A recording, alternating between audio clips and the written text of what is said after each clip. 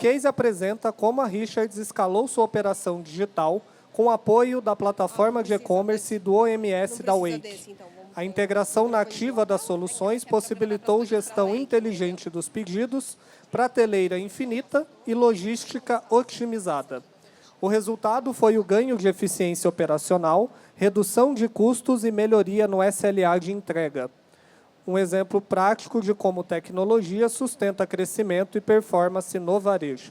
Então, para falar sobre a sinergia entre o e-commerce e as lojas físicas na operação da Richards, eu vou convidar ele, que é diretor de operações da Wake, foi executivo de empresas como a Centauro, a C&A, o Boticário e a Saraiva, que agregaram em sua experiência prática. Tem uma carreira dedicada a projetos de digital e e-commerce, agregando uma visão 360 graus de performance, marketing, CRM, produtos, tecnologia e experiência do cliente. Então, por favor, recebam com uma salva de palmas ele que é diretor de operações na Wake, o Felipe Pavoni. Obrigado. Fique à vontade, o palco é seu. E para fazer parte desse papo, eu vou convidar ela, que é diretora de marketing na Wake, parte do grupo Local Web, né? Com mais de 20 anos de experiência, lidera projetos que combinam dados, estratégia e criatividade para promover crescimento sustentável, expansão de portfólio e fortalecimento da cultura organizacional. Então, também recebam com uma calorosa salva de palmas ela que é diretora de marketing na Wake, a Mariana Tarran. Acertei o sobrenome, né? Ou não? Acertei? Ótimo. O outro é mais difícil. O outro é Halish, é mais difícil. Mas esse nem colocaram aqui. Eu acho que me deram essa colher de chá. Boa palestra, viu? O palco é de vocês. Oi, gente. Tudo bom? Prazer. Bom, ele já se apresentou, né? Eu sou a Mariana. E eu não sei quem que já tinha visto a programação ontem, mas a gente teve uma mini mudança, né, Pavoni? Quem ia estar com a gente aqui era o Felipe, que é o head de e-commerce da Embrands, mas ele teve um pequeno imprevisto. E aí a gente colocou o Pavoni, que não vai deixar a desejar, né, Pavoni? Porque conta um pouquinho até porque que antes da Wake, até porque que você está aqui para falar da Embrands. Bom, além do currículo que apresentaram, né, como executivo de varejo, nos últimos 2 anos eu tinha montado uma empresa justamente para ajudar a aceleração de projetos digitais e de outros clientes. Então, esse projeto, esse case da Richards que a gente vai contar aqui, foi conduzido a 4 mãos, né, muito eu, né, o Pavoni e o Felipe Nitsky lá da Embrands. Então, a gente fez esse projeto muito conjunto, né, usando as soluções da Wake, então conheço bem os detalhes aí. O Pavoni está com a gente, na verdade, há 1 mês. Então, ele estava realmente ali no chapéu junto com a Embrands e pode contar do case. E até falando disso, né, Pavoni, o que eram as dores da Embrands, né? Especialmente falando até da Richards. Tem as outras marcas, acho que é legal contextualizar quais são as outras marcas do grupo, mas quais foram as dores, o que eles esperavam dessa mudança, dessa transformação digital, o que eles buscavam, por que foi essa decisão de mudança de plataforma? Conta um pouquinho.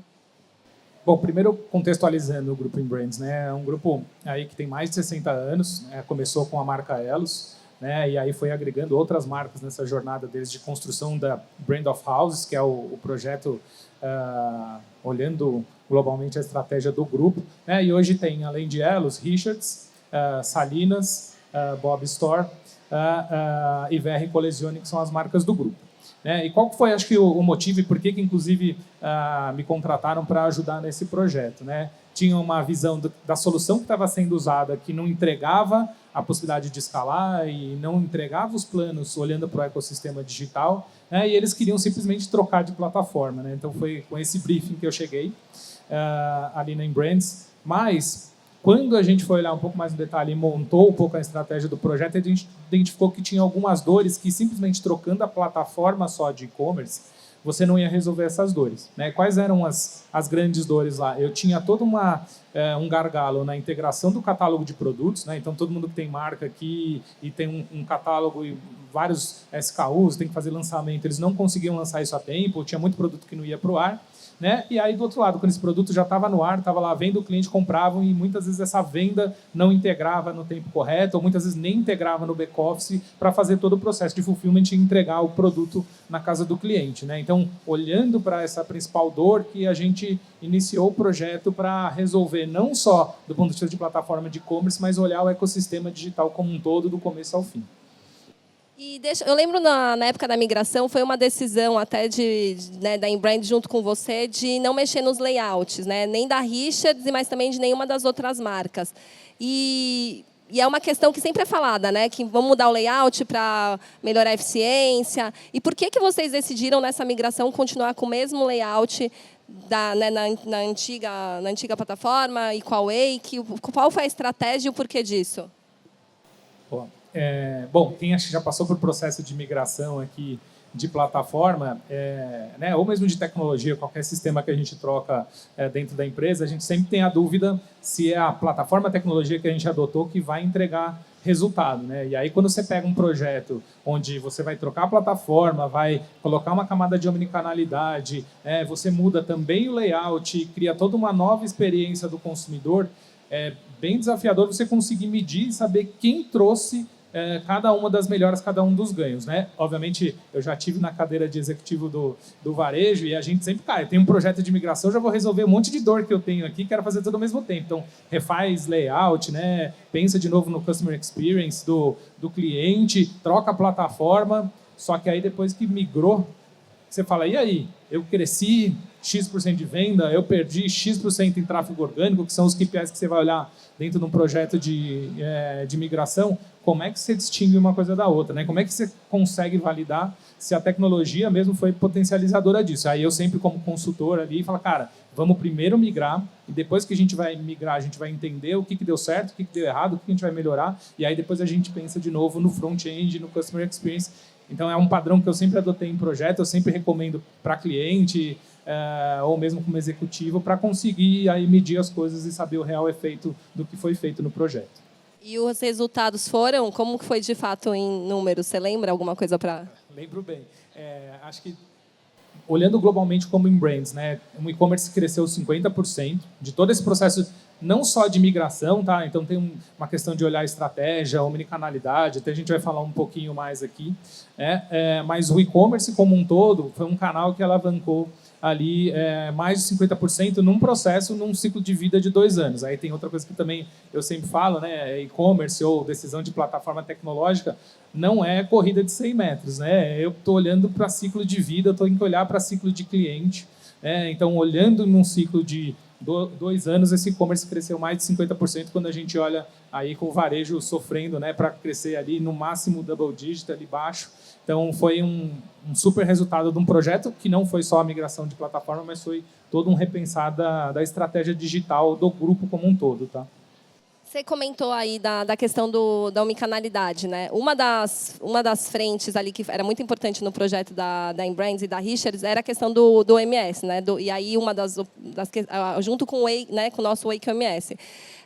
O que de fato mudou com essa implantação do Wake OMS? Eles tinham algumas questões de prioridade de logística, o que trouxe de ganho para eles, e até já linkando um pouco que tem uma questão muito forte da loja física, né, dos vendedores da loja física, como que toda essa parte de omnicanalidade trouxe um ganho para o grupo na parte de loja, na parte de frete, logística, entrega? Legal. Bom, quando a gente olha um projeto de omnicanalidade, na minha cabeça eu organizo ele em 3 frentes. E se você não tratar essas 3 frentes, o projeto não vai ser bem sucedido. Obviamente, talvez você atinja alguns resultados ali, mas na minha cabeça, ali, todos os projetos que eu toquei, você precisa quebrar ou destravar 3 frentes. Uma é a tecnologia por si só. Então, você ter a tecnologia adequada que permita você conectar em todas as suas lojas, centros de distribuição, né, e que tenha toda uma inteligência para decidir de onde esse estoque vai sair. E aí até detalhe um pouco mais. Mas tem um primeiro pilar, que é tecnologia.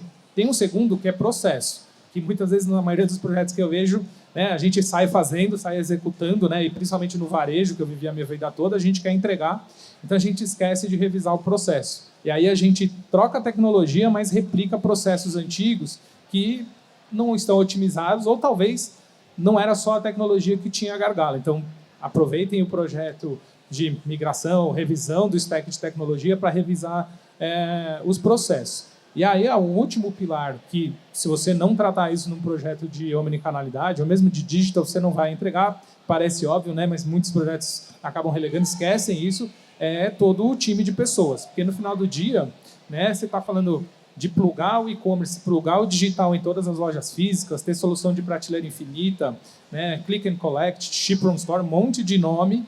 E no final do dia, qual que é o objetivo disso? Ajudar que as lojas vendam mais, que as lojas encantem o cliente, que as lojas potencializem o uso do canal digital.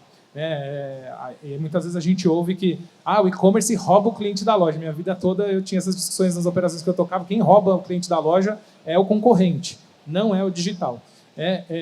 Então, quando você repensa tecnologia, processo e pessoas, o e-commerce, o digital, passa a ser o aliado dessa loja, né? E aí a vendedora ou a própria loja entende que você não está mais competindo com ela, e sim que o ecossistema digital está potencializando que ela venda mais, né? E atenda melhor o cliente, e entregue uma melhor experiência. Então, esse é um olhar que eu tenho aí para os projetos de Omni.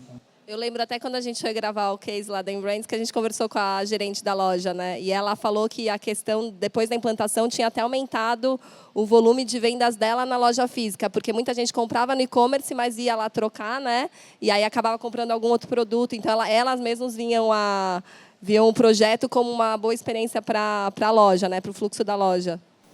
Tem esse detalhe, essa curiosidade. Até tem um outro projeto de um outro cliente também, que a gente, quando foi falar com as lojas, foi parecido em Brands também, esse está um pouco mais fresco, que era assim, e aí, como é que está a mudança do sistema? Aí a loja virou assim, mas mudou? Então eu falei assim, cara, realmente, esse é o sucesso do projeto, porque para a loja eu tenho que ser o mais fluido e mais limpo possível. A loja não pode sentir que trocou o sistema, eu tenho que reaprender a usar, né? Então a gente tem que pensar o processo e a tecnologia para ser o facilitador, né, para a loja conseguir usar isso como ferramental de venda, né? Então acho que o próprio, que quando a gente estava lá na loja da Embrands, né, e aí também esse é outro KPI de sucesso, né? A loja fala assim, cara, começou a cair um monte de pedido do dia para a noite aqui, né, que antes não caía. Exatamente, porque provavelmente, né, não estava bem parametrizado, não estava bem definido o processo, né, e aí você começou a tracionar e jogar mais volume para aquela loja poder atender, para ela conseguir fazer ou mais shipping, ou conseguir ter mais cliente indo lá retirar o pedido, e não só como um local de troca, né, porque a gente vê muitas lojas virando local de troca, porque é fácil, você leva lá o produto, escolhe outro, mas a loja sim sendo um canal para potencializar toda a experiência digital, ou a experiência, né, que a gente busca aqui, Unified Commerce mesmo, na visão de cliente. Uma outra questão que eu até ia te falar dessa questão de omnicanalidade, que eu acho que é legal contar, que a decisão não precisa necessariamente ser pelo CEP, né? Pode ter a quebra do pedido, acho que conta um pouquinho também. O CEP, é minha visão também, né? O CEP é um dos fatores que você vai considerar.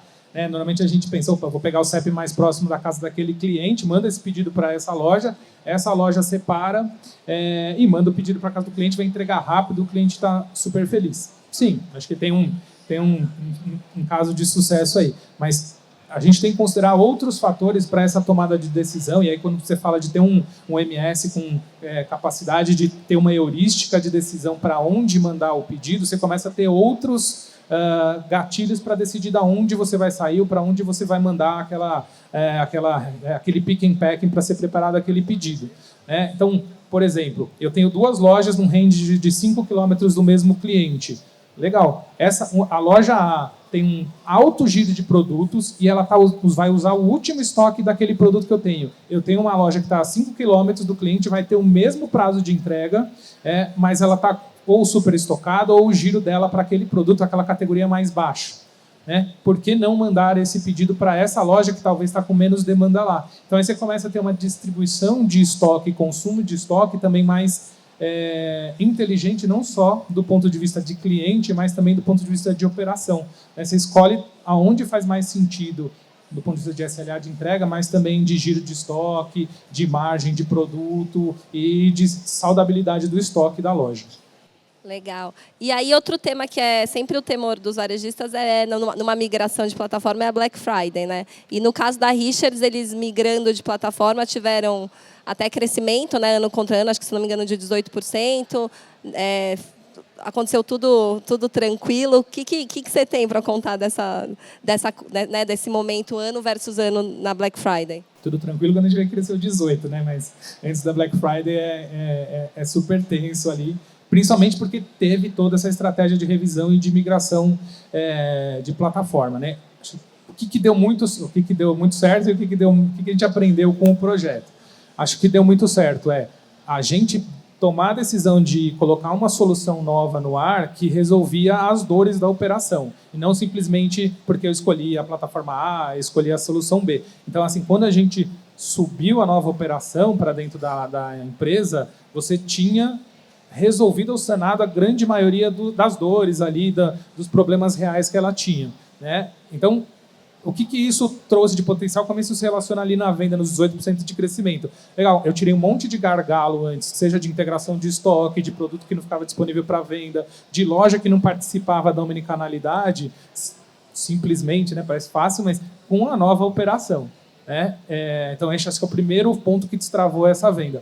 O segundo é, né, você tem uma plataforma que estava muito mais otimizada do ponto de vista de velocidade, de disponibilidade de produto, e que por si só, parece que a gente não mudou, né? Eu acabei de falar que a gente não mudou o front-end do site, mas toda a experiência de compra estava muito mais fácil, muito mais fluida. E é isso que muda o jogo na visão do cliente e converte muito mais. Então foram essas duas coisas que trouxeram esse resultado de crescimento, mesmo migrando muito próximo da Black Friday. As 2 primeiras semanas a gente sofreu, porque normalmente migração você cai ali até se reorganizar a casa, né, é sofrido, e a gente estava chegando, tinha um deadline para organizar, mas depois a gente voltou a rampar e aí na Black Friday cresceu. Legal. E para fechar aqui o papo, se você fosse dar uma dica, um conselho para quem está migrando uma operação, e aí todo com base no histórico do que você viveu dentro da Richards, do Grupo Brands, ou até de toda a sua carreira aí, chique, né? Centauro, C&A, Saraiva. Currículo é bom, né? Currículo é bom. O que você daria de dica e recomendações, né? Acho que dá para escrever um livro sobre migração. Dá para escrever um livro mesmo, até depois vou pensar nisso.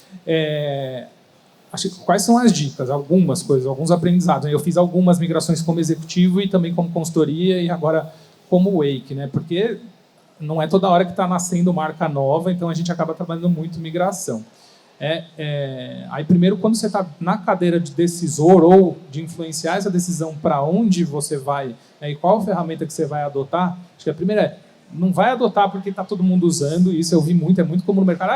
Fulano usa isso, ciclano usa. Sim, você vai considerar, vai conversar com aquela empresa para entender por que ela usa, o que ela resolve, mas olha para dentro de casa, quais são os seus reais problemas, os seus reais desafios, porque muitas vezes você escolhe uma solução A ou B, né, seja porque o mercado usa ou também por conta de preço, né? Aí acho que é outro aprendizado que eu sempre falava para meus clientes, falo inclusive hoje, não adianta você pagar mais barato por alguma coisa que não funciona, isso é mais caro. Pague o preço justo por uma coisa que funcione melhor. Então, acho que esse é o segundo ponto ali na tomada de decisão, o aprendizado de projeto, né? Escolha a solução que resolve ou endereça. Não tem solução perfeita, e agora tirando aqui, né, acho que né, sem dourar a pílula, cara, não tem solução perfeita, mas tem a solução que vai endereçar a maioria dos seus problemas ou os maiores problemas da sua operação. Então, comece por aí.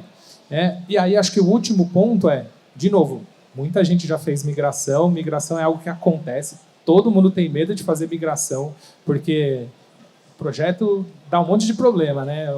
No começo, no meio, principalmente quando vira.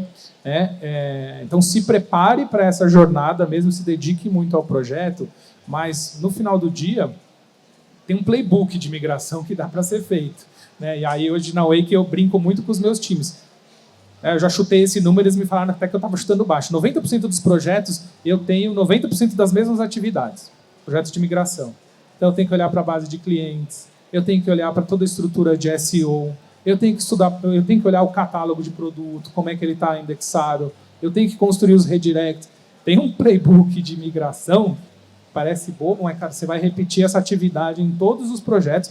Estou falando de migração de plataforma, mas quando você olhar para a omnicanalidade, tudo bem, você vai chavear uma coisa ou outra, né, e adotar particularidade, mas tem um playbook para executar um bom projeto de migração, um projeto de sucesso, que assim, já tem 80%, 90% das atividades mapeadas, claras, vai ter 20%, 10% de particularidade, que aí sim você coloca muita atenção nesse detalhe para garantir o sucesso do projeto de migração. Então, acho que esse é o resumo final aqui, não tomar decisão pelo que o mercado está empurrando, tome decisão pelo que vai te ajudar, né? E também trabalhe com pessoas que têm experiência em fazer essa migração, que já fizeram, porque essa migração é possível de ser feita com baixo impacto, inclusive trazendo ganhos rápido para a operação, né? Mas tome esses cuidados aí. Eu acho que o que você falou é bem, né, assim, importante no final do dia, priorizar o que é mais importante para a sua operação. Se é atendimento, busque alguém que, né, consiga te atender. Se precisa integração com loja física, busca quem consegue, né? Então é bem importante isso, porque soluções tem para todo tipo de varejo, né? Alguém quer fazer alguma pergunta? Posso abrir para pergunta ou você que abre? Posso perguntar se alguém quer perguntar? Fique à vontade. Temos alguma pergunta, pessoal? Temos alguma pergunta? Temos uma aqui.